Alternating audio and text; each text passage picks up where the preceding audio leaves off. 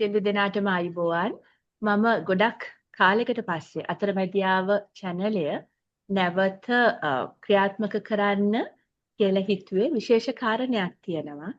ළඟදී අපේ ලංකාවට විශාල ව්‍යසනයක් වුණා ගංවතුර තර්ජනයක් ඇවිල්ලා. හැබැයි මං හිතන්නේ අපි ඔක්කොටම තේරුණා මේක සාමාන්‍ය ව්‍යසනයට වඩා උබ්බට ගිය දෙයක් කියලා. එතකොට අර ගෝලීය සෞඛ්‍ය වගේ අපේ පරිසරය ගැන අපි මීට වඩා ඉතාම මේ පරිස්සමෙන් බැලිය යුතුයි කියන අවබෝධය මම හිතන්නේ අපි හැමෝටම ආවා. ඔය සන්දර්භය තුළ ළඟදී අපි කට්ටියක් මම ස්ටේට් ලිටරරි පැනල් එකේ ඒ කියන්නේ රාජ්‍ය සාහිත්‍ය අනුමණ්ඩලයේ සමාජිකාවක් වශයෙන් අනුමණ්ඩල ගොඩක් මේ වෙලාවේ අපි මොනවද කරන්න කියන මේ සාකච්ඡාවල ඉන්නකොට අපි වඩ ගහලා අපිට මේ එක වැඩමුළුවක් දුන්නා මේ වගේ අවස්ථාවල අපි ක්‍රියා කළ යුත්තේ කොහොමද කියලා. ඒකේ කීප දෙනෙක් කතා කරා. මට ඒ වෙලාවෙත් හිතුණා ඔවුන් මේ කියපු දේවල් කොච්චර වැදගත්ද අපි අනුන්ටත් ඇහෙන්න සැලසුවොත් කියලා. ඒක ඇත්තටම ඒගොල්ලොත් කිව්ව පුළුවන් තරම් ඔබලට මොනවා හරි වේදිකාවක් තියෙනවා නම් මේවා ගැන කතා කරන්න කියලා. ඒ වෙලාවේ මම තීරණයක් ගත්තා අවුරුදු 3කට මම මේ channel මේ වගේ විෂයන්ට ක්‍රියාත්මක කරලා තිබ්බේ නෑ. මොකද 2022 අවුරුද්දක් පුරා අතරමැදියාව වැඩසටහන් කරලා 23 24 25 මම ගොඩක්ම මගේ අවධානය යොමු කළේ ළමයින්ට ඉංග්‍රීසි කතන්දර සහ කවි තුලින් පුරුදු කරන්න මගේ ඉංග්‍රීසි වෆාන් ප්‍රෝග්‍රෑම් එකෙන් විනෝදෙන් ඉංග්‍රීසි කියන ප්‍රෝග්‍රෑම් එකෙන්. හැබැයි දැන් මේක ඊටාම වැඩි මාව මේ කලබල කරන්නේ නැතුව ගලාගෙන යනවා පුස්තකාල පද්ධතිය තුල විශේෂයෙන්ම කොළඹ පුස්තකාලය කේන්ද්‍ර කරගෙන.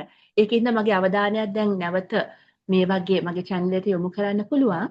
මම එතකොට හිතුවා අර එදා කතා කරපු කතිකයන් දෙතුන් දෙනෙක් එකතු කරගෙන ගෝලීය සෞඛ්‍ය කියන තේමාව යටතේ පොඩි වැඩසටහන් මාලාවක් කරන්න. එතකොට මම මේක නැවත ක්‍රියාත්මක කරන්න අවශ්‍ය වූ විට යමක් ගැන මට එළියට පණිවිඩයක් දෙන්න ඕන නම් මේ channel එක තුලින් මම නැවත මගේ ඉන්ටර්විව්ස් ටික මගේ සම්මුඛ සාකච්ඡා කරන්න තමයි මේ ලැහැස්ති වෙලා ඉන්නේ. අද මම ඊටාම ගෞරවයෙන් පිළිගන්නවා මේ වැඩසටහන සම්බන්ධ වෙන වෛද්‍ය නුවන් තොටවත්ත. ඔහු ඇත්තටම මගේ ජීවිතයට බොහෝ පැතිකඩ වලින් සම්බන්ධයි. මොකද ඔහු ලේඛකයෙක්, ඔහු කවියෙක් සහ ළමයින්ට කතන්දර තුලින් සෞඛ්‍ය ගැන යම් සංකල්ප හඳුන්වා දෙන වෛද්‍යතුමෙක්. එතකොට මගේ අර ඉංග්‍රීසි for fun කියන එකටත් සම්බන්ධයි. ළමයින්ට තමයි අපි ඉස්සෙල්ලම ඉගන්වන්න යම් දෙයක් කියන්න හොතටම අපි වෙහෙස විය යුත්තේ ඊටාම පොඩි කාලේ කියන මගේ සංකල්පයටත් ඔහු අනුගත වෙනවා. හැබැයි අද මම ඔහු සමග කරන සාකච්ඡාව නිශ්චිත මාතෘකාවක් මත යන්නේ. ඒක තමයි දැන් අපේ මේ සැරේ නොවැම්බර් මාසේ උන ගංවතුර තර්ජනයට අපි ගොඩක් පැතිකඩ වලින් බලනවා. මම මොහුගෙන් අහන්නේ හසු වුණාට පස්සේ බොහෝ දෙනෙක් ලංකාවේ ඉතාම හොඳ මේ ගුණාංගයක් තියෙන බොහෝ දෙනෙක් උදව් කරන්න ඉදිරිපත් වුණා. එතකොට ඔහු එදා ඉතාම පැහැදිලිව අපිට කිව්වා උදව් කරනකොට කළ යුතු දේ නොකළ යුතු දේ මොකක්ද කියලා. එතකොට අද අපේ සම්මුඛ සාකච්ඡාව වෛද්‍ය නුවන් තොටවත්තගෙන් මොනවද අපි උදව් කරන්න පෙළඹෙනකොට කළ යුත්තේ නොකළ යුත්තේ මොනවද කියලා. තවම දැන් ගංවතුර ගැන අපිට අමතක වෙන්න තරම්ම සිටුේෂන් එකක් යන්නේ අපිට හිතන්න පුළුවන් වුණාට සමහර මේ කැම්ප්ස් වල තවම සෙනග ඉන්නවා. උන්ට හපව යන්න බැරි තත්වයකුත් තියෙන්න පුළුවන්. එනිසා අර දීර්ඝ කාලීන උදව් කරනකොට උනත් මොනවද මේ මතක තබා ගත යුතු දේ කියලා තමයි මම අද වෛද්‍යතුමාගෙන් අහන්නේ. එතකොට නුවන් ඔබ ප්‍රජා වෛද්‍යවරයෙක් නේද? ඒක මොකක් සම්බන්ධවද? පොඩ්ඩක් ඒක ගැන අපිට විස්තරයක් කියලා ඉන්න. එතකොට සාමාන්‍ය වෛද්‍යරෙක් වෙලා ඊට පස්සේ මගේ විශේෂඥ දැනුම තියෙන්නේ ප්‍රජා වෛද්‍ය විද්‍යාව කියන විෂය ඔස්සේ. දැනට මම ජ්‍යෙෂ්ඨ ලේඛාධිකාරීවරයෙක් හැටියට තමයි සේවය කරමින් ඉන්නේ ප්‍රජා වෛද්‍ය විද්‍යාවට සම්බන්ධව. ඒකට ඕනම රෝගයක් හෝ ලෙඩක් වෙන වළක්වා ගැනීම සම්බන්ධයෙන් තමයි ඉතා සරලව කිව්වොත් අපේ විශේෂඥ ධර්ම පාවිච්චි වෙන්නේ. ඉතින් එතකොට ආපදාවක් වළක්වා ගැනීම කියන තැනදී මේ විශේෂඥ ධර්ම ඒ විදිහටම අපිට පාවිච්චි කරන්න පුළුවන්. හරි. නුවන් දැන් අපි ඉතාම කෙටියෙන් කිව්වොත් අපි 2022 2025 නොවැම්බර් මාසේ මොකද්ද දැක්කේ නුවන්? මොකක්ද උනේ අපේ රටට? අපි දකිනවා ස්වභාවික ව්‍යසනයක්. ඒ කියන්නේ සරලව ගත්තොත් අපිට තනියම පාලනය කරගන්න බැරි කෙනෙකුට තනියම පාලනය කරගන්න බැරි හෝ දරාගත නොහැකි තත්ත්වයේ කරදරයක් වෙනවා. අපි සරලව කියනකොට ව්‍යසනයක් කියලා. අනිත් අයගේ උදව් ඕන වෙන අවස්ථාවක්. ඔව්. සරලවම ගත්තොත්.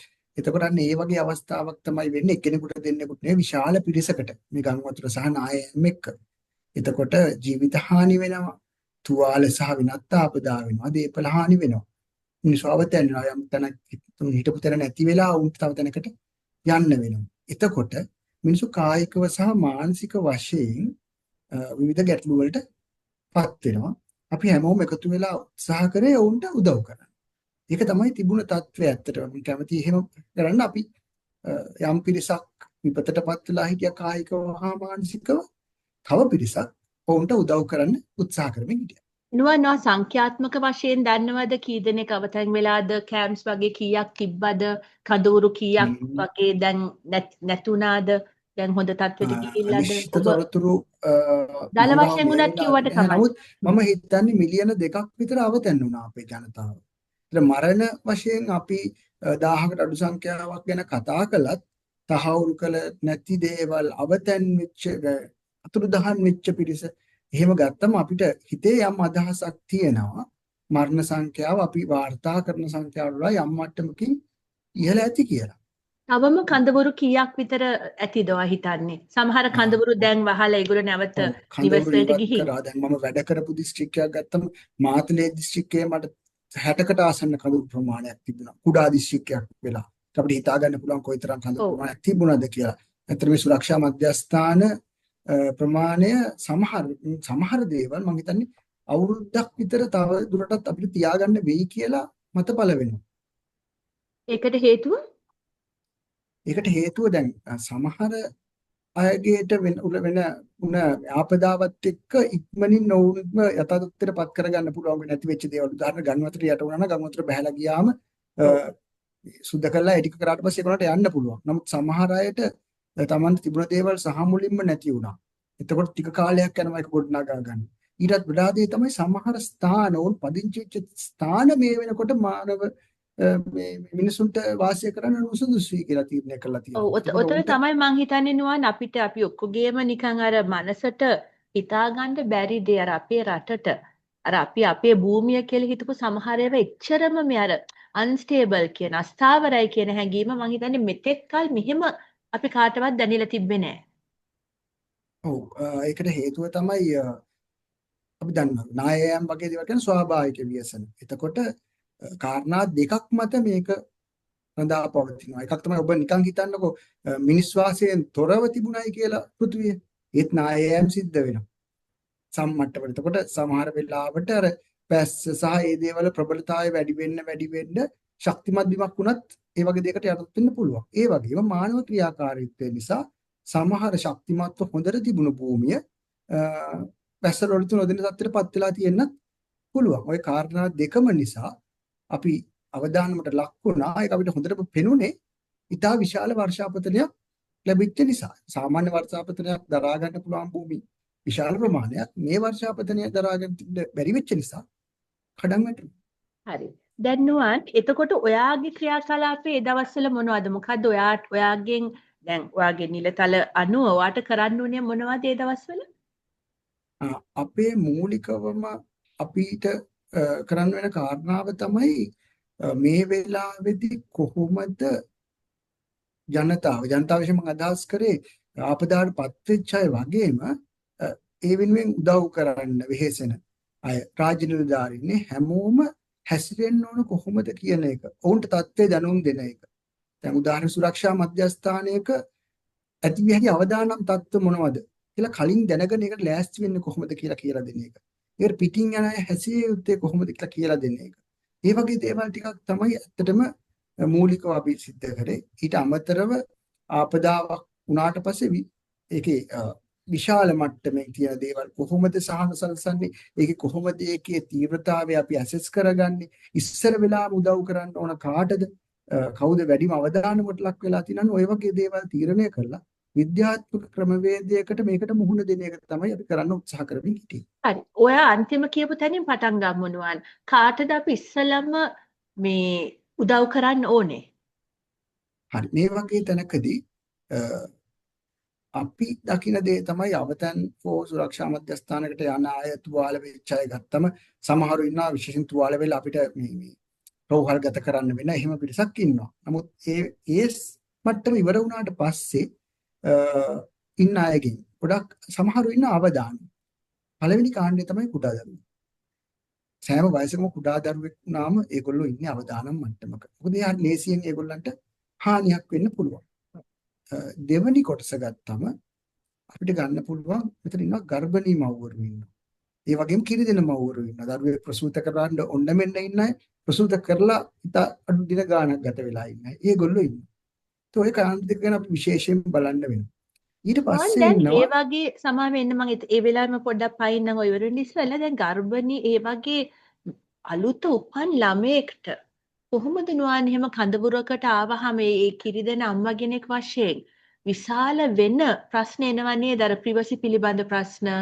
කොහොමද අර ගෙවල් වල හිටපු මිනිස්සුනේ මේ ඇවිල්ලා ඉන්නේ? කොහොමද ඒ වගේ තත්වයක මේ රැකවරණය දෙන්නේ? මොනවද කරන්නේ? හරි ඒක කරන්න ඇත්තටම අපිට යම් අදහසක් ඕනේ අපි මොකද්ද කරන්න හදන්නේ කියලා ඇත්තටම. අපි ඒගොල්ලන්ට උදව් කරනවා කියලා කරන්න හදන දේ තමයි ඒගොල්ලන්ගේ සුබ සාධනය සහ ආරක්ෂාව තහවුරු කරන එකක් අපි කරන්න ඕනේ. දෙවෙනි එක තමයි ඒගොල්ලන්ගේ ගෞරවය. ඔබ කියපු කාරණේ ලොකුවට එන්නේ ඒගොල්ලන්ගේ ගෞරවය ආරක්ෂා කරන්න. ඒක කරන්න ගියාම අපිට ඒගොල්ලන්ගේ සංස්කෘතිය මේ වගේ දේවල් ගැන හිතන්න වෙනවා. සංස්කෘතියට ගෞරව කරන්න ඕනේ. දැන් සමහරවිට අපිට හිතන එකක් තියෙනවා දැන් මෙච්චර දෙයක් වෙලා තියෙද්දි මේ කන්න බොන්න නැතුව ඉන්නකොට මේ එහෙම හිතනවා සමහර වෙලාවට අපි නෑ. ඒ මොනවා වුණත් යමෙක් ජීවිත කාලයක් තුළ පවත්වාගෙන ආපු සංස්කෘතිය වැදගත්. ඒකට ගරු කරන්න ඕනේ. ඒ වගේම සමහර වෙලාවට උදව් කරන්න යනකොට වෙන්න පුළුවන් දෙයක් තියෙනවා. නැවත නැවත තුවාල වෙන්න පුළුවන්. තේරෙනවනම් මම කියන දේ ඔය කියන්නේ මානසික තුවාල. මානසික තුවාල. අතුලාන්තේ තුවාල වෙලා ඉන්නේ උන්. සමහරට අපේ යම්කිසි කුඩා වචනකින් හැසිරීමකින් ඔවුන් නැවත තුවාල වෙන්න පුළුවන්. අපි ඒක නොකර ඉන්න ඕනේ. එහෙම කරාම තමයි මොවුන්ට කෙටි කාලිනව වගේම දීර්ඝ කාලිනව සුබ සාධන සලසන්න පුළුවන්. අන්න ඒ ටික හිතාගෙන යන්න ඕන අපි උදව් කරන්න ගියාම ඊට පස්සේ අපිට උන්ගේ ශරීරයට වෙන හානි සරලව ගත්තොත් කුඩා දරුවෙක්ගේ ආරක්ෂාව, එයාගේ කෑම බීම ටික පෝෂණය, ඊට පස්සේ ආව බෝවෙන් ලෙඩ රෝග වලින් ආරක්ෂා කරගන්නවා වගේ දේවල් වලට උදව් කරන්න පුළුවන්. මොකද ඔබ දන්නවා ගර්භණී අම්මා කෙනෙක් දැන් ළඟදී දරුවෙක් ප්‍රසූත කරපු අම්මා කෙනෙක් ගෙදරක හිටියත් ලොකු බයකින් ඉන්නේ මේ ළමයා ලෙඩ වෙයි, මේ ළමයට ප්‍රශ්නයක් වෙයි කියලා. ඒකට හිතාගන්න පුළුවන් මේ වගේ තැනකට එන්න වුණාම කොයිතරම් බයකින් පසු වෙනවද උන් කියලා. දැන් උන්ට ඉන්න හරියට තැනක් නැහැ. සමහරට බිමෙන් එකද බබලබව තියාගෙන ඉන්න වෙන්නේ. වටේ ලොකු පිරිසක් ඉන්නවා. සමහර තැන්වල සුරුතල් සතුන් පවා ඉන්නවා. එතකොට ආහාර පිළිබඳ ප්‍රශ්න තියෙනවා. ළමයාට කියලා වෙනම ආහාර දෙන්න විදිහක් නැහැ. වගේ ප්‍රශ්න ගොඩක් එනවා. මව් කිරි දෙන්න හරියට තැනක් නැහැ. මොකද කොයිතරම් මේ ප්‍රශ්නයක් තිබුණා. පිරිසක් මැද නේද? පිරිසක් මැද කොහොමද ඒ වගේ? ඔව් පුද්ගලිකත්වය රකින්නේ. ගෞරවයක් තියෙනවා. ඒක නැති වුණාම කොහොමද මේ දේ ඉස්සරහට කරගෙන යන්නේ? සමහර වෙලාවට මේ එන මානසික පීඩනයත් එක්ක උන්ට මව්කිරි නිපදවීම පිළිබඳව පවා ප්‍රශ්න ඇති වෙන්න පුළුවන්. ඒක නිසා හැම වෙලෙම උදව් කරන්න යනවා නම් ඔවුන්ට මේ ප්‍රශ්න ටික තියෙනවයි කියලා දැනගෙන අපි යන්න ඕනේ. එතකොට තමයි ඔවුන්ගේ මානසික සුපසාධනය, ගෞරවය, සංස්කෘතික විවිධත්වය ආරක්ෂා කර ගැනීම වගේ දේවල් කරලා ඔවුන්ව තව දුරටත් තුවාල නොකර. මොකද අපි යන්නේ තුවාල කරන්න හිතාගෙන නෙවෙයි. හැබැයි දේ වෙන්නේ අපිට හරි දැනුම නැති වුණොත් අපි ඇති තුවාල වෙන්න පුළුවන්. ඒකට තුවාල නොකර ඔවුන්ගේ කෙටි කාලින සහ දිගු කාලින සුබ සාධනයට උදව් කරනවා. මට උදාහරණ ටිකක් දෙන්න පුළුවන්ද? අපි හොඳ හිතින් ගියාට අපි අතින් නොදැනුවත්වම වෙන්න පුළුවන් තුවාල මොනවද කියලා ඔය වගේ පිරිසකට. හරි. මෙතනදී අපි කියන එක කාරණාවක් තමයි එකක් කියලාම ඉන්නම්. මේ වගේ අවස්ථාවක අපි කියනවා මේ ආචාර ධර්ම යටතේම ඔබට ඔවුන්ට හොඳක් කරන්න බැරි නම් අඩුම තරමේ හානි නොකර ඉන්න කියලා. do no harm. එතකොට දැන් අපි අතින් ඔය හානි වෙන්න පුළුවන් තැන් ගත්තොත් ගොඩාක් වෙලාවට වෙන්න පුළුවන් අපි එතන ගිහිල්ලා වුන් එක කතා කරන්න යනකොට උන්ට වෙච්ච අත්දැකීම නැවත නැවත මතක් කරවලා දෙන්න වෙන්න පුළුවන්. සමහරවිට කෙලින්ම අහනවා මොකද වුනේ වගේ දෙයක්. සමහරවිට උදව් කරන්න හිතාගෙනම යහන්නේ. නමුත් ඒක ආපහු උන්ට ඔවුන්ගේ හිතට මේ බලපෑම් කරන්න පුළුවන්. ඒක තමයි ලොකුම දේ. සමහරට අපි ගිහිල්ලා එතන කරන්න යන ක්‍රියාකාරකමක් නිසා අපි යනවා උන් සතුටු කරන්න නාට්‍යයක් කරන්න. සින්දුවක් කියන්නේ. හැබැයි අපි ඒ කියන කරන නාට්‍යයෙන් සින්දුවෙන් ඔවුන්ට අර සිද්ධිය ආපහු මතුවෙන්න පුළුවන් හිතේ. ඒක ඔවුන්ට නැවත නැවත තුවාල වෙන සිද්ධියක් වෙන්න පුළුවන්. නුවන් මම එතකොට අහලා තියෙනවා සමා වෙන්න මම අහලා තියෙනවා සමහර දැන් මේක මම සයිකොලොජි ගැන ඉගන්වීම නැතුව අහන්නේ මම මේක නිකන් ජනවහරින් අහපේක් සමහරලාට එහෙම කතා කරන්න අවස්ථාවක් දෙන එකෙන් ඔවුන්ට සහනයක් ලැබෙන්නේ නැද්ද නුවන්? ලැබෙනවා. කතා කිරීමටත් වඩා ඔවුන්ට ඇහුම්කන් දීමෙන් ලොකු සහනයක් ලැබෙනවා. ඔව්. එතන ඉන්නවා ගොඩක් අය විවිධ දේවල් නැති වෙච්ච සමහරට තමන්ගේ ළඟම කෙනෙක් නැති වෙච්ච ළඟම කෙනෙකුට තුවාල වෙච්ච සමහරට ළඟම කෙනෙක් අතුරුදහන් වෙලා මොකද උනේ කියලා දන්නේ නැතුව ඉන්නවා. ඔව්. ඔව් එතකොට දැන් අර ඔයා ඔවුන්ට කියපු මේක අහන්න කියන්න එපා ඕන. කියන එක එතකොට ඒක පොඩ්ඩක් පරස්පර විරෝධී නේද? ඔයා කියන්නේ අපි අහන්න ඒක නැතුව මෙහෙමයි. ඒගොල්ලෝ කිව්වොත් අහන්න කියලාද? ඒකද ඔයා කියන්නේ? ඔව් අපි අවධානයෙන් ඉන්න ඕන කෙනෙක් අපිත් එක්ක කතා කරන්න උත්සාහ කරනවා නම් හොඳම දේ පළවෙනිම දේ ඔබට පුළුවන් උන්ට ඇහුම්කන් දෙන්න. ඔව්.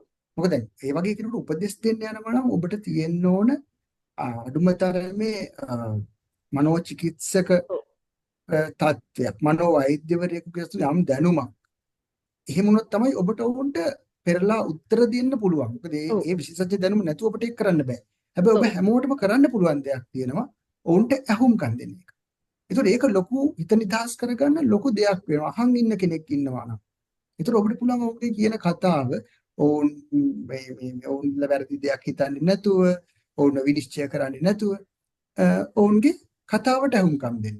ඒක ඊටාම වැදගත්. එහෙම ඇහුම්කන් දීදී ඉන්න අතරේ තමයි අපි හැම වෙලේම හිතන්න ඕන මම ප්‍රශ්නයක් ඇහුවොත් මොකද වෙන්නේ? මම මේ අහන්න යන දේෙන් මෙයාගේ තුවාලේ ආපහු පෑරෙයිද කියලා.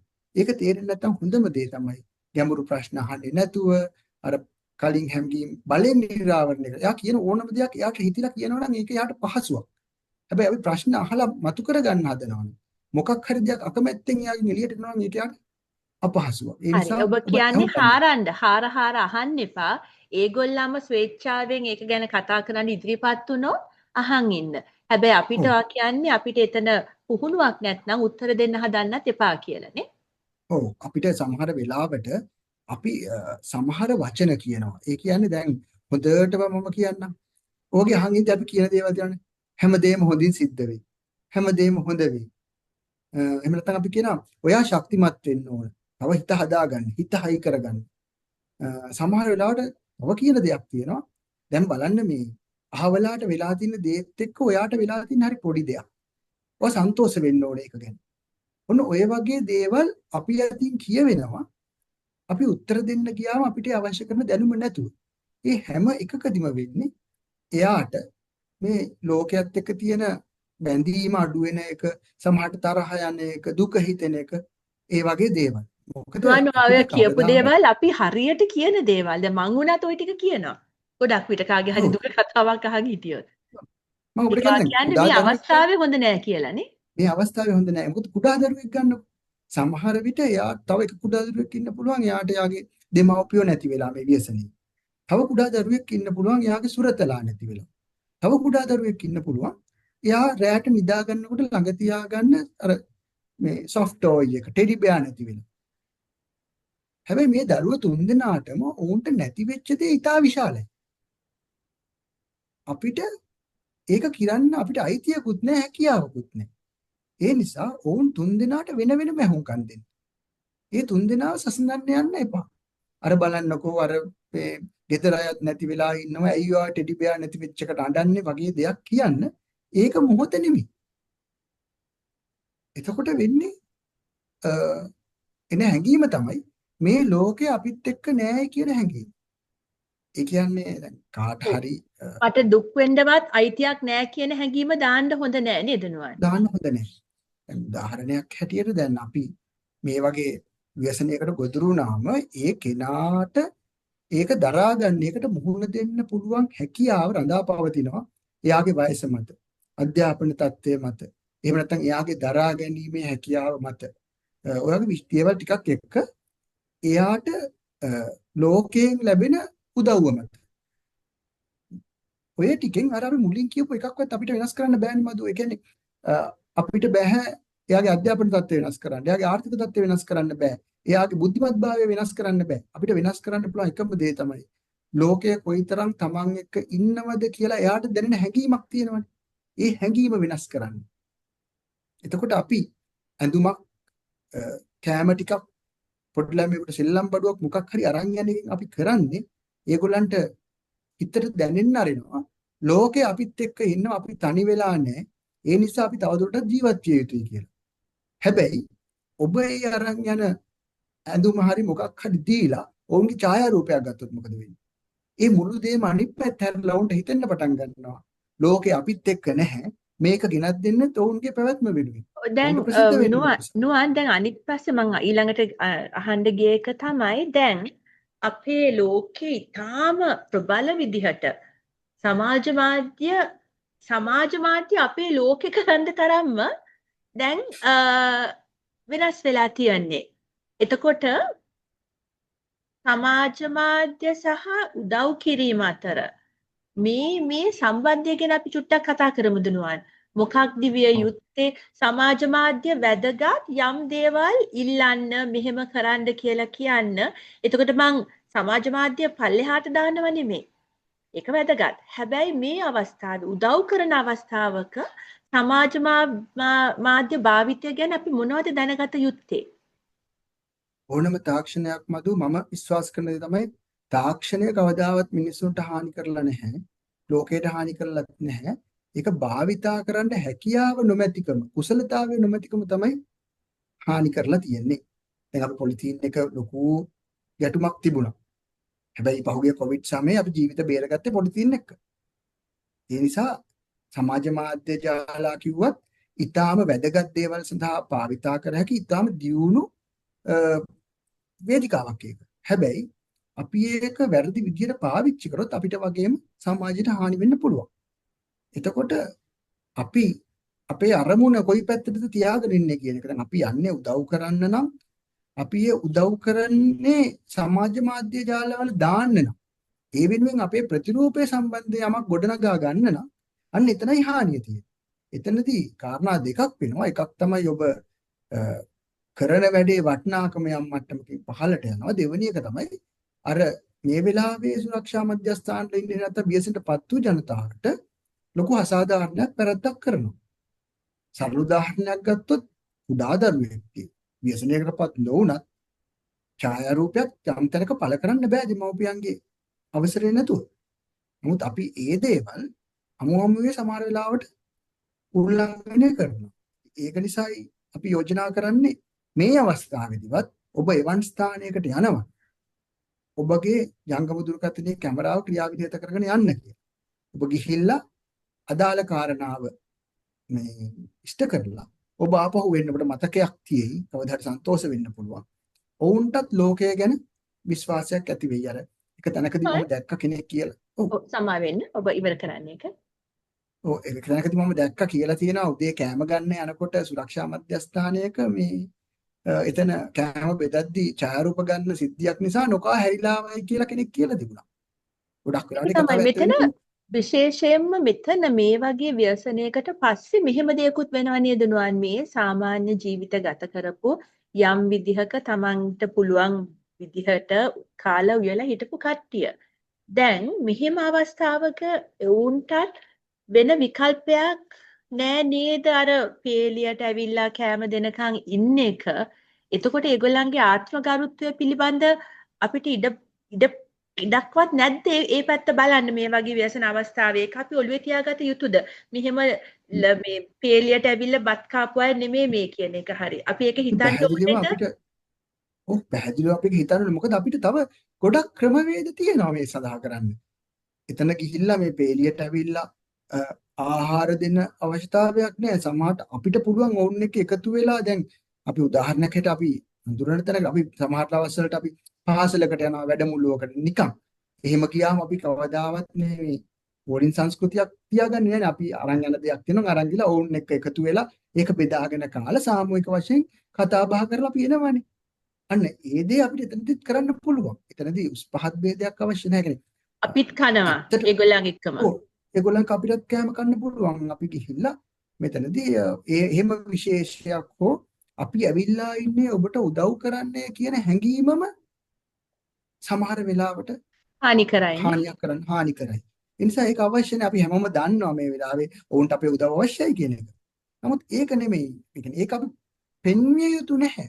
අපිට ඔවුන්ට උදව් කරන්න උවමනාව තියෙනවා. අපි ගිහිල්ලා අපිට තියෙන හැකියාවත් එක්ක අපි ඔවුන්ට මේ අදාළ දේවල් ටික සපයලා ඔවුන් එක එකතුලා ඉඳලා එනවා. මොකද තව සති දෙකකින් හෝ මාසෙකමාරකින් ඔවුන්ට එන්න සිද්ධ වෙන්න පුළුවන් අපිට ඒ විදිහට උදව් කරගෙන. අනිවාර්යයෙන්ම. ඔව්. නුවන් දැන් අපි දැන් ওই සමාජ මාධ්‍ය ගැන ඔබ කියපු දේ එහෙම පින්තූර ගත්තොත් අපිට නීත්‍යානුකූලවත් යමක් කරන්න ඒකට විරුද්ධ වෙන්න අපේ ලංකාවේ නීති පද්ධතියක් තියනවද? කොහොමද දැන් මම සමහර ඒවා දැක්කා. ඒක දැන් මම නීතිය ගැන කිසිම දෙයක් නොදැන දන්නවා මේක අර එතිකල් නෑ කියන එක. මේක ආචාර ධර්ම වලට පටහැනි දෙයක් කියන එක. ඇයි අපි ඕව තාම වෙන්නේ? අපිට නීති පද්ධතියක් නැද්ද? මේක මේ ළමයි විතරක් නෙමෙයි වැඩිහිටියෝ උනත් මේකෙන් ආරක්ෂා කරගන්න නීති පද්ධතියක් නැද්ද අපේ ලංකාවේ? අපේ තියෙන කාරණා දෙකක් තියෙනවා. එකක් තමයි සමහර වෙලාවට ළමුන් සම්බන්ධයෙන් වගේ නීති තාම දියුණු වෙමින් තියෙනවා. මිනිස්සු සම්බන්ධ විශේෂයෙන්ම ආචාර ධර්ම පද්ධතීන් සම්බන්ධයෙන් නීති දියුණු වෙමින් තියෙනවා. ඒක කොටසක්. දෙවෙනි එක තමයි තියෙන නීති ක්‍රියාත්මක වෙන්නේ නැති වෙනවා සමහර වෙලාවට. දැන් ඔබට හොඳ උදාහරණයක් හැටියට ළමයින්ට හිංසනාත්මක දඬුවම් දීම සම්බන්ධයෙන් ඒක නවත්ත ගන්න අපි උත්සාහ කරමින් ඉන්නවා. නමුත් ඒක ප්‍රායෝගික නැති වෙලා තියෙනවා සමහර මතිමතාන්තර නිසා. ඒ වගේ ගොඩක් දැන් තියෙනවා.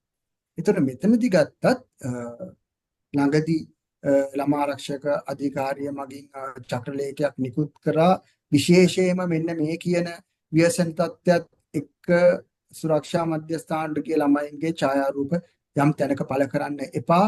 ඒක දඬුවම් ලැබෙනවයි කියලා චක්‍රලේඛයක් නිකුත් කරනවා. නමුත් ඒ හැම දෙයකටම උඩින් නීතිය වශයෙන් ගත්තත් දරුවෙකුගේ අනන්‍යතාවය තමයි දෙමව්පියන්ගේ අවසරය නැතුව තව තැනක දාන්න බෑ. දැන් මේ වගේ අවස්ථාවක දෙමව්පියන්වත් නැති වුණොත් ඒ වගේ තාම මේ කියන්නේ හදවත පෑරෙන අවස්ථාවක් තිබ්බොත් නුවන් එයාට ගාඩියන් කෙනෙක් නැහැ. දෙමව්පියන් නැති වුණොත් ඒ ළමයාගේ ආරක්ෂාව කොහොමද මේ වෙලාවේ වෙන්නේ? එතකොට අපිට ළමා ආරක්ෂණ අධිකාරියක් තියෙනවා. එතකොට ඒගොල්ලෝ ඒක හඳුනගෙන ඒ දරුවන්ව නිසි ආරක්ෂිත ස්ථානවල තියලා බලා ගන්න ඕනේ. පස්සේ අපිට සමහර විට ඒගොල්ලන්ට අලුත් මාපියන් හොයලා දෙන්න පුළුවන් වෙයි. නමුත් ඒ වෙනකම් අලුත් දෙමාපියක අලුත් ආරක්ෂිත ස්ථානකයේ අලුතෙන් ජීවිතය ආරම්භනකල් ඒගොල්ලෝ ඉන්නේ ලොකු අවදානමක. මම ඔබට කිව්වා ළමයින්ට ගැටලු තියෙනවා.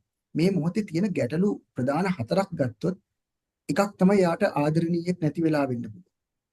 දෙවෙනි එක යාට අයිති දෙයක් නැති වෙලා වෙන්න පුළුවන්. මම කිව්වා නිදා ගන්නකොට ළඟ තියාගන්න ටෙඩි බෑ වෙන්න පුළුවන්. සමහර වෙලාවට ඒගොල්ලන් ලොකු අවිනිශ්චිතභාවයක් වෙනවා. ඊළඟට මොකද වෙන්නේ කියලා ඒගොල්ලෝ දන්නේ නැහැ. වැඩි හිටියෙකුට හිතා ගන්න පුළුවන් වුණාට දැන් වැහැලා ඉවරයි කියලා එයාට හිතා ගන්න බෑ. හතරවෙනි එක තමයි ඒගොල්ලන්ගේ ආරක්ෂාව සම්බන්ධයෙන් ලොකු ගැටලුවක ඉන්නවා. අපයෝජන වීමේ ලොකු අවදානමක ඉන්නවා. එතකොට මේ අවස්ථා හතරින් මෙන්න මේ ආරක්ෂාව කියන කාරණේ ඉතා වැදගත් එකක්. ඒගොල්ලන්ට නිසි ආරක්ෂිත ස්ථානයක් ලැබෙන තුරු මේ ළමයි ටික බලා ගන්න වගකීම අපිට තියෙනවා. මේකට තිසා වැදගත් කාරණාවක් කියනවා. කවුද නුවන්? ඒ වගකීම බාර ගන්න ඉන්නවද ඒ කඳවුරු වල කට්ටිය? දරුවන්ගේ ආරක්ෂාව රජය සතුයි එක වෙනම කතන්දරයක්. හැබැයි මේ වෙලාවේ මම හිතනවා මිනිස්සු හැටියට කියන්නේ අර මම කිව්ව ගෞරවාන්විත තත්ත්වයක් මේ මට තමයි මේක අපිට කරගෙන යන්න පුළුවන්. මිනිස්සු හැට අපි හැමෝගෙම වගකීමක් තියෙනවා. මේ දරුවන්ගේ ආරක්ෂාව සහතික කරන්න. මම අපිට සරල උදාහරණයක් කියනවා. මේ වෙලාවේ දැකලාදී සමාජ මාධ්‍ය ජාලවල සමහරව කියනවා මේ දෙමව්පියන් අහිමි වෙච්ච දරුවන් ඉන්නවා නම් අපිට කියන්න අපි උදව් කරන්න ලෑස්ති කියලා. ඕක දැක්කම අපි ඊටාම කාරුණික වෙලා මහන්සි වෙලා මේ ළමයි ඉන්න තැන් හොයලා උගේ නම් ගම් විස්තර හොයලා දුරකථන අංක තියෙනවා නම් හොයලා මේ ලයිස්තු ඒ අයට ලබා දෙන්න. හැබැයි සමහර විට මේ නම් ගම් ඉල්ලන්නේ ඊටාම භයානක කාරණා සඳහා වෙන්න පුළුවන්. ඒ නිසා අපිට ඒක වෙන් කරගන්න බෑනේ.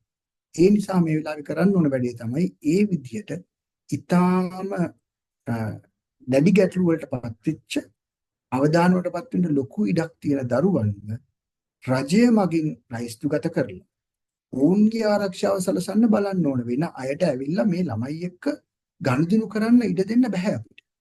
එහෙනම් උදාහරණයක් ඒ හැටියට වගේ පුද්ගලයෙක් ඇත්තටම සද්භාවයෙන් එහෙම උපකාරයක් කරන්න අවශ්‍ය නම් ඔවුන්ගේ හරි ක්‍රියාමාර්ගයක් තමයි අර රජයෙන් ඉස්සෙල්ලා ඉල්ලලා ඔව් රජය විසින් අර අවශ්‍ය මේ ඔව් ඒගොල්ලන් ගැන පොඩ්ඩක් හොයලා බලලා රජයට ඔව් මීඩියම් එකක් වහාම හදන්න පුළුවන් අපිට කියන්න අපි හොයලා බලලා ඔව් ඒගොල්ලෝ එකතු කරන්න වගේ දෙයක් නේ.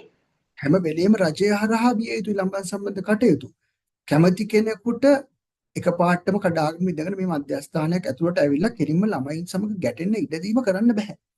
කෙනෙකුට කියන්න පුළුවන් මේ වෙලාවේ කන්න හැබැයි බොන්නත් වෙනව බැහැ. නේද නුවන් මේ වගේ ව්‍යසන අවස්ථාවේ ඒක නවත්තන්නත් බෑ නේද අපි ඔක්කොම උදව් කරන්න යන හින්දා.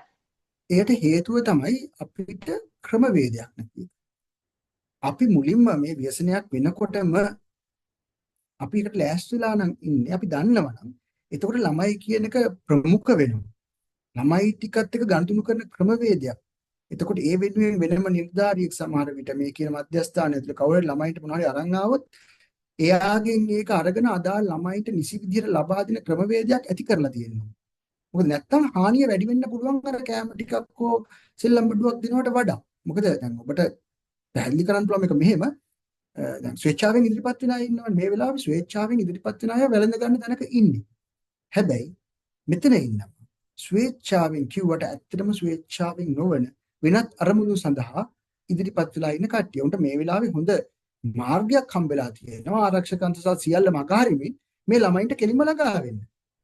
එතකොට එහෙම අය ඉන්නවා කියලා දන්නවනම් අපේ වගකීම තමයි ඒ සඳහා නිසි ක්‍රමවේදයක් දැන්වත් හරියට හදන්න ඕන. මේ ළමයි කොහොමද ඒ අවශ්‍ය දේවල් ඒ ළමයින්ට ලබා දෙන්නේ?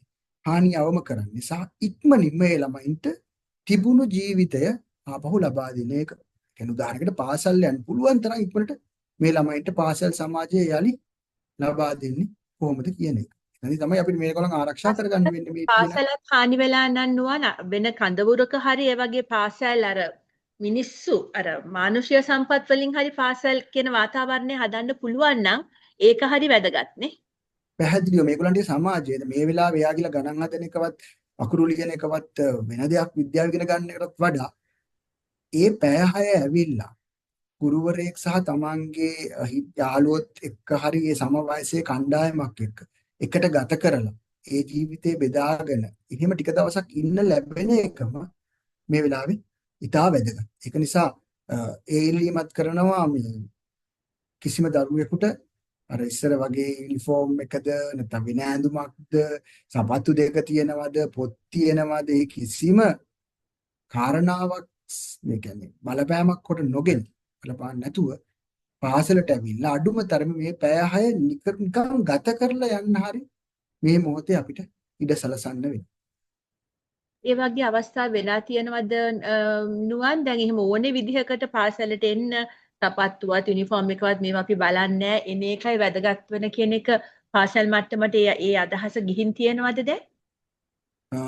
මෙහෙමයි මම දකින දේ තමයි ගොඩක් වෙලාවට මේ දේවල් පෞද්ගලික මට්ටමින් සිද්ධ වෙන්නේ. ඒ පාසල් වෙන ගුරු හිතන පතන විදිය විදුහල්පතිවරයා හිතන පතන විදියත් එක්ක තමයි සමහරට මේ දේවල් සිද්ධ වෙන්නේ. ජාතික වශයෙන් මේ වගේ තීරණ ගන්න ඕන කියලා මම හිතනවා. මේ වෙලාවේ මොකද දැන් සුනාමි අවස්ථාවේ වුණත් අපේ ළමයින්ට ගොඩක් දේවල් නැති වුණා. ඉතින් ඒක ආපහු හදාගන්න ගියාම අපිට අර කලින් වගේම යන්න බැරි වුණා. හැබැයි අපි ගොඩනගාගත්තා. මේ මොහොතේ එහෙම නොවුනොත් මොකද වෙන්නේ? අපිට ඉතුරු වෙනවා දරුවෝ ටිකක් ආපහු පාසල් යන්නේ නැති.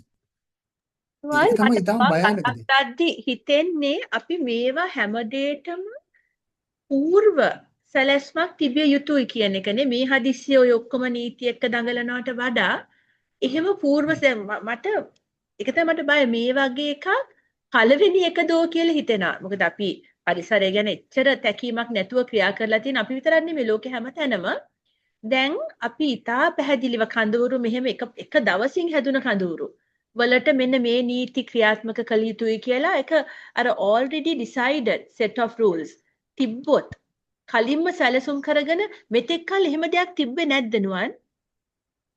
මෙහෙමයි. අපි හැම වෙලේම දැකපු දෙයක් තමයි ස්වාභාවික ව්‍යසන වගේ දේවල් වලදී අපි ක්‍රියාත්මක වෙන්නේ ඒක උනාට පස්සේ. හැබැයි ලෝක මට්ටමේදී ඒක එහෙම නැහැ.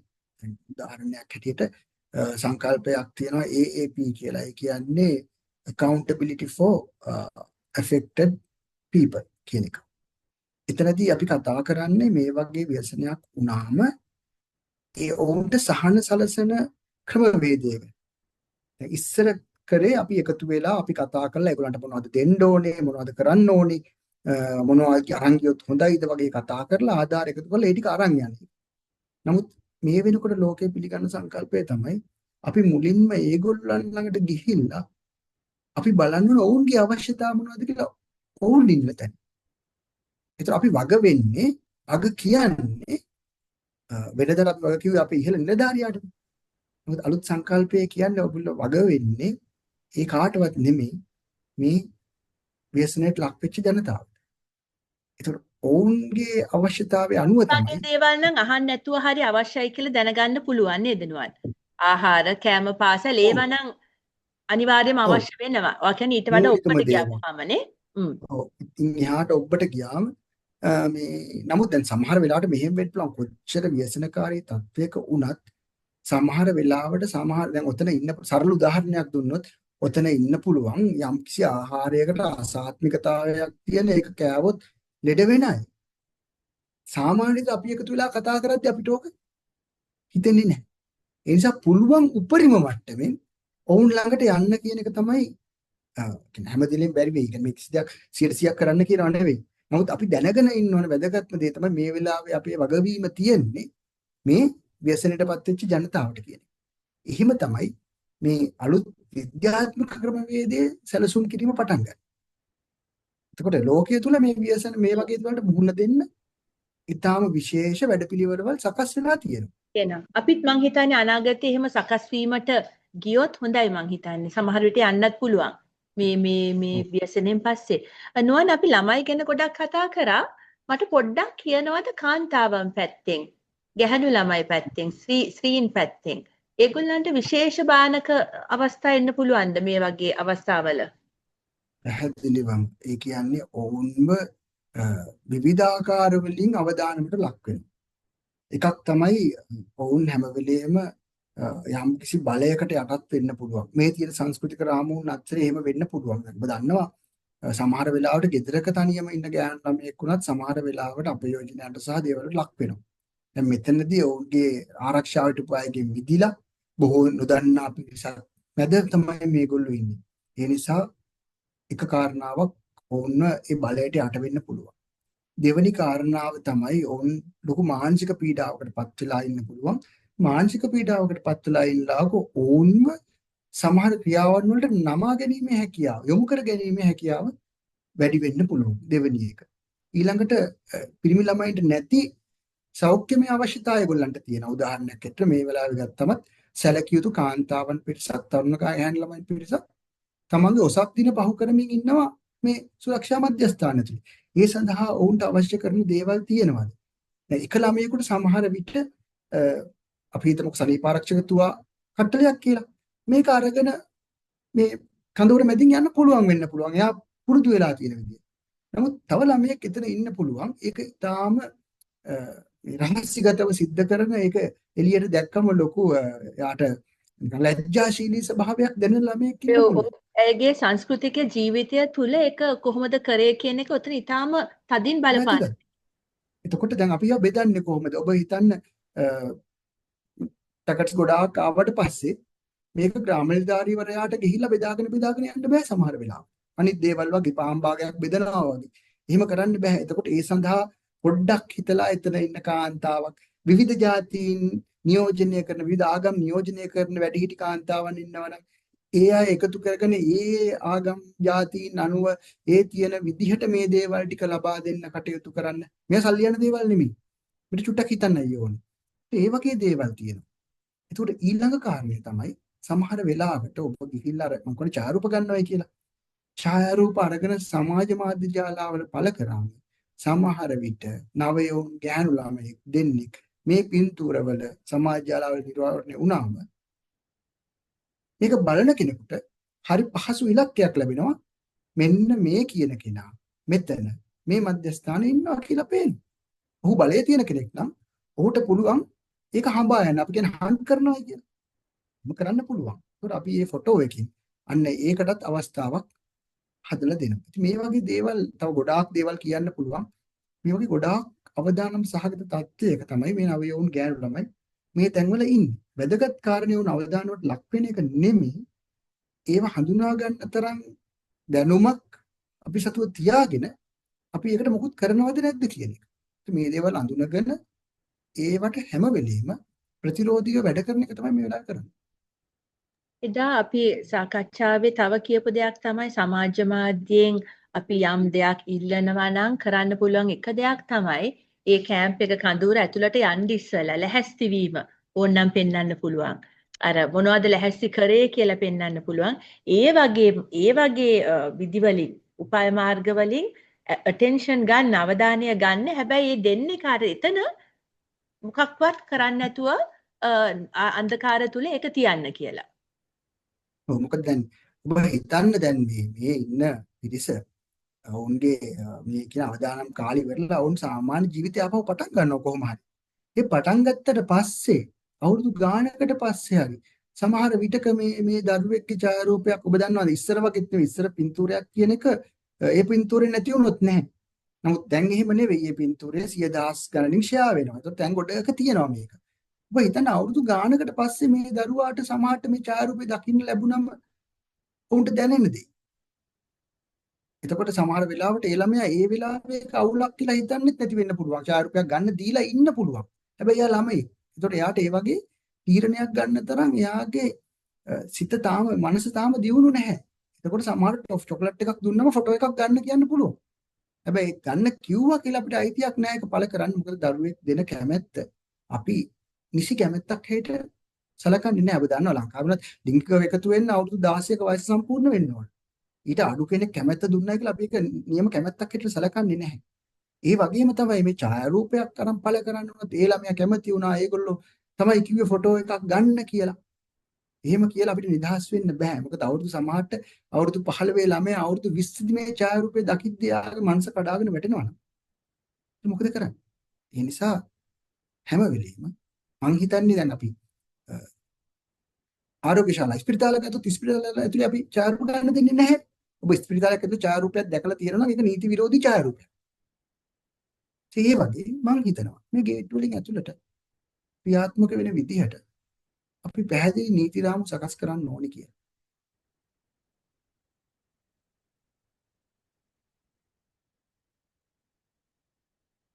ඔබ වැහෙන්නේ නැහැ මට. වෙන්න මේ පිරිමින්ටත් මොනවා හරි ප්‍රශ්න ඇති වෙන්න පුළුවන් දෙනුවන් පිරිමි තරුණ පිරිමිට අනිවාර්යයෙන්ම වෙන්න පුළුවන්. දැන් අපි ළමයි ගැන කතා කරා, ගැහැණු ළමයි ගැන කතා කරා. පිරිමින්ට මොනවා අපි වයසක අයත් ගැන අන්තිමට කතා කරමු. පිරිමින්ට මොන වගේ ප්‍රශ්න දෙන්න පුළුවන් උතන? මෙහෙමයි. ඒගොල්ලෝ ගත්තම සමහර වෙලාවට ගොඩාක් තියෙනවා වැදගත් දේවල් කීපයක් කියන්න. සමහර වෙලාවට ඒගොල්ලෝ හිතනවා මේ ක්‍රියාකාරකමකට එකතු වෙන එක, එහෙම නැතිනම් උදව්වක් ඉල්ලන එක, ඒ තරම් හොඳ දෙයක් නෙවෙයි මදිකමක් වගේ හිතෙන්න පුළුවන්. එතකොට සමහර වෙලාවට ඒගොල්ලෝ සහභාගී වෙන්න කැමති නැහැ. ඒගොල්ලෝ ඇවිල්ලා බලන් ඉන්න කැමති. ඒක කමන්නේ සහභාගී වෙන්න එක අනිවාර්යෙන් නොකළ යුතු දෙයක් නේද? ඕන්න මේ වෙලාවේදී කිසිම දෙයක් සම්බන්ධයෙන් බල නොකිරිය යුතුයි. කිසිම වයසක කෙනෙකුට. සහභාගීත්වයේ ස්වේච්ඡාවෙන් කරන්න දෙනවා. කැමති නම් එන්න පුළුවන්. කැමති නම් අරඹන්න පුළුවන්. කැමති නම් එන්නේ නැතුව පැත්තකට වෙලා ඉන්න පුළුවන්. ඒ වගේම සහභාගී වෙන්න ඇවිල්ලා යම් අවස්ථාවක එයාට ඒක අපහසුතාවයක් වගේ හිතනවා එයාට ඉවත් වෙන්න පුළුවන්. මේ දේවල් කියන්නේ මේලා ඉන්න ඕනේ යන්න ඕන නම් යන්න පුළුවන්. ඕන පෙරකට යන්න පුළුවන්. කිසි ගැටලුවක් නැහැ. බල කරන්න ඕනේ නැහැ අපි නේද? මොකක් කරන්න දෙයකට බල කරන්න. කිසිම දෙයකට බල නොකරන්න ඕන. එතකොට ඒ වගේම තමයි අපි කරන් යන දෙයක මේකත් මම මෙතනට මේකට කරන්න. අපි කරගෙන යන වැඩ පිළිවෙලදී අපිට තේරෙනවා නම් යමෙක් අපහසුතාවයකටපත් වෙලා ඉන්නේ කියලා ඒ මොහොතේ ඒක නවත්තන්න පුළුවන්. අපි ආයෙ පටන් ගමු. එතකොට දැන් තව සමහර වෙලාවට අපි ඒ කියලා යමක් කරන්න ගියාම ඒ වගේ තැනකට කවුරුත් ආවේ නැහැ කියලා හිතන්න. සමහරට අපි උත්සාහ කරනවා මේ ගෙන්න ගන්න. මොකද අපි කරන්න ගිය වැඩේ සාර්ථකත්වය ගැන අපේ හිත ඇතුලේ එකක් තියෙනවානේ. නමුත් ඒක හිතන්න එපා. වුන් ආවේ නැත්තම් ඒ වෙලාවේ වුන්ට අවශ්‍ය කරන දේ තමයි ඒක. අපි යන්නේ වුන්ට අවශ්‍ය කරන දේ දෙන්නනේ. ඒතර අපි මේ සියලුම දේවල් අරන් ගිහිල්ලත් වුන්ට අවශ්‍ය කරන දේ ඒක නෙමෙයි නම් අපි ඒක ඒ විදිහට තේරුම් ගන්නවා. ඉතින් පිරිමෑ සම්බන්ධයෙන් නම් ගොඩක් සහභාගීත්වය සහ ඔවුන්ගේ අර සුපුරුදු ජීවන රටාව නැතිවීම සමහරට ගොඩක් අය ස්වාධීනව වැඩ කරලා කියන්නේ තමන් ගෙදර බලාගෙන එහෙම හිටපු අයනේ. එතකොට ඒ වගේ කෙනෙකුට තවත් කෙනෙක් විසින් බලා ගන්නවා තමත් කෙනෙක් විසින් තමන්ට යමක් ගෙනත් දෙනවා කියන එක මානසික පීඩනයක් වෙන්න පුළුවන්. ඒ ඔක්කොම අඩු වෙනවද වැඩි වෙනවද කියලා තීරණය වෙන්නේ අපි එතන ගිහිල්ලා හැසිරෙන විදිහ. මම හිතන්නේ අන්තිමට කියන්න නුවන් වයසක අය ගැන අපි මොකද්ද විශේෂයෙන්ම බැලිය යුත්තේ එතන? වයසක අය ගත්තම ඇත්තටම වැදගත් කාරණයක් හැටියට අපිට ගන්න පුළුවන් දෙයක් තියෙනවා. ඒ තමයි ඔවුන්ට වැඩ කරන්න පුළුවන් වේගය අඩුයි. ඒ කියන්නේ වැදගත්ම කාරණේ. අපි ඒක අවබෝධ කරගෙන ඉන්නවා. ඒතර ඔවුන් සමග ක්‍රියාකාරකම් කරනවා නම් ඒක සරල හිමින් වෙන දෙයක් වෙන්න ඕනේ. සමහරట్లాට අපිට වැඩි හැටියත් එක හිටගෙන කරන ක්‍රියාකාරකම් කරන්න පුළුවන්. නමුත් ගොඩාක් වයස වෙනකොට ඒක බැරි වෙන්න පුළුවන්. ඒ වගේ එතනට ගිහිල්ලා බලන්න ඕනේ. මේ ඉන්න අයත් එක්ක කොහොමද වැඩ කරන්නේ. ඒතකොට ගොඩක් වෙලා අපිට මේ දේවල් කරන්න බැරි වෙන්න පුළුවන්. එහෙම සහ ඒගොල්ලන්ගේ අවශ්‍යතාවයන් සමහරට වෙනස් වෙන්න පුළුවන්. ඒ නිසා ඒගොල්ලන් එක වැඩ කරද්දී මේ ඔවුන්ට හුරු පුරුදු හිමින් කෙරෙන වැඩි මහන්සියක් නොවන මේ ක්‍රියාකාරකම් වලට යනවා නම් හොඳයි. විශේෂයෙන්ම වැඩිහිටියයට කතා කරන්න. ඔබ දැකලා ඇති ඔවුන් කැමති කතා කරන්න. ඒ නිසා ඔවුන්ට කතා කරන්න අවස්ථාව ඕනේ නම් ඒ අවස්ථාව දෙන්න. ඔවුන් විවිධ දේවල් කියයි. එතකොට ඒ හැම දෙයක්ම අහන් ඉන්නකම ඉතාල වැදගත්. නුවන් මං අදත් කියනවා එදා වට කියපු දේ කියන්නේ මමත් ගොඩක් දේවල් ඉගෙන ගත්තා. මොකද ඔයා කියපු සමහර දේවල් මට මේ හිතිලා තිබ්බේ නෑ. මොකද මමත් ගොඩක් පිට කියන වාක්‍යයක් තමයි ඔයිට වඩා නරක දෙයක් වෙන්න තිබ්බේ. it could have been worse. කොහොම හරි හිත හදා ගන්න ආදී වශයෙන් බට ඔයා කියන විදිහට ඒක තමන් ගැනම පොඩි ගිල්ට් එකක් තියෙන්න පුළුවන් මං මේ දුක් වෙනවා වැඩිද කියලා ඒ වගේම කොච්චර හානි කරද කියලා මමත් එදා ඉගෙන ගත්තා. සාමාන්‍ය ජීවිතේත් එහෙම නොකිය යුතු දන්නවා. මම නිකන් අහන්නේ දැන් ඔයා ඔය කියපු දේවල් මෙහෙම ව්‍යසනයකට පස්සේ හිතන්න ඕනේ දේවල්ද සාමාන්‍යනුත් එපායවද? සාමාන්‍ය ජීවිතේදීත් ඕක එන්නේ අර විනිශ්චය කිරීම, ජජ් කිරීම වගේ කාරණාවක් යටතේනේ. එතකොට හැම වෙලේම අපි සාමාන්‍ය ජීවිතයේ වුණත් එහෙම නැතිනම් මේ ඔය වගේ විශේෂ අවස්ථාවක වුණත් අපිට අයිතියක් නැහැ මේ ඔහුට වෙලා තියෙන දේ තව කෙනෙකුට වෙලා තියෙන දේට සාපේක්ෂව මනින්න. එතනයි තියෙන්නේ. ඒතකොට අපි අර කියන දේවල් වලින් ඔయిత වඩා නරක දෙයක් වෙන්න තිබ්බා වගේ දෙයකදී මේ සිද්ධ වෙන දේ තමයි අර ඔහුට හිතෙනවා මාව තකන්නේ නැහැ. මෙයාට ඊට වඩා ප්‍රයොරිටි එකක් තියෙනවා. වගේ තැනකින් හයරාකි එකක් දානවා නේද අපි? හයරාකි එකක් දානවා. එහෙම නෙවෙයි. ඔහුට යම් ප්‍රශ්නයක් තියෙන නිසා අපි ඔහුට කතා කරන්න වෙන්නේ. ඔහුට යම් ප්‍රශ්නයක් තියෙන නිසා. ඒ කියන්නේ මේ ප්‍රශ්නේ ඔහුට ප්‍රශ්නේ. ඇයට ප්‍රශ්නේ. එහෙමනම් අපි හැම වෙලෙම ඒකින් එළියට එන්න තමයි උන්ට උදව් කරන්නේ. එක්තරා අවස්ථාවකදී ටිකක් දියුණු වෙලා මේවකට යම් පහදලි කිරීමක් කරන්න සමහරට ඒකින් එළියට ඇවිල්ලා ආපහු හැරී බැලීමකදී වගේ තැනකදී අපිට ඔන්න ඔය වගේ කාරණා ගැන සාකච්ඡා කරන්න පුළුවන් වෙන්න පුළුවන් සමහර විට. හැබැයි යම් දෙයකින් පීඩා විඳින මොහොතක් කියන්නේ ඒක කතා කරන්න සුදුසු වෙලාවක් නෙවෙයි කියලා මම හිතනවා. මේ නුවන් ගොඩක් ස්තුතියි. මොකද ඔයා ඔය කියපු දේවල් මම පුළුවන් තරම් ඉක්මනට මේ වැඩසටහන මගේ channel එකේ දාන්න බලන්නම්. මොකද ඉතා වැදගත්. ඔයා කිව්වා වගේ සමහර කඳවුරු දැන් අර ෂණිකවම පිටුවේව දැන් ඒගොල්ලෝ නැවත නිවෙස් වලට ගිහිල්ලා හැබැයි තවම අවාසනාවකට තවම සමහර කඳවුරු තියෙනවා. ඒකේ තාම ක්‍රියාකාරීත්ව යම් දේවල් සිදු වෙනවා. ළමයි ගොඩාක් අවතන් වෙලා සමහර ඉස්කෝලේ පටන් අරන් නැහැ. එතකොට මේ අවස්ථාවේ අපිට යමක් දැනුමෙන් හරි දැන් වාද කරා වගේ දැනුමෙන් හරි මිනිස්සුන්ට දෙන්න පුළුවන් නම් මෙහෙමයි ක්‍රියා කළ යුත්තේ කියලා මං හිතන්නේ ඒක වැදගත්. ඔයාට ගොඩාක් ස්තුතියි. ඇවිල්ලා ඔබේ දැනුම බෙදාගත්තට. නුවන් දැන් මම මේක මේ මුළු channel එකම අර ඉංග්‍රීසි පිළිබඳ අදාළ රෙලවන්ට් කියන අන්තර්ගතයක් සමාජයට මුදාහරින්න එකත් මගේ පරමාර්ථයක් හින්දා මම මේ ඉන්ටර්විව් එකම මේ සම්මුඛ සාකච්ඡාවම ඉංග්‍රීසියෙන්ුත් කරන්න නැවත ඔබ හමුවට එන්නම්. අද මේක සිංහලෙන් කරාට ඉතාම ස්තුතියි ඔබට. හරි. අයනම් කොහොම ස්තුතියි කතා කළාටත් ඔබ එදා අපි සාකච්ඡාව බලන් ඉඳලා ඒක යම් වැදගත් දෙයක් හඳුනාගෙන ඔබ මට ඉන්න කිව්වා මම හිතනවා යම් දෙයක් අහගන්න පුළුවන් දෙයක් අපි දෙන්න අතර සාකච්ඡා වුණා කියලා. එහෙනම් බොහොම ස්තුතියි. නැවත හමු වෙමු.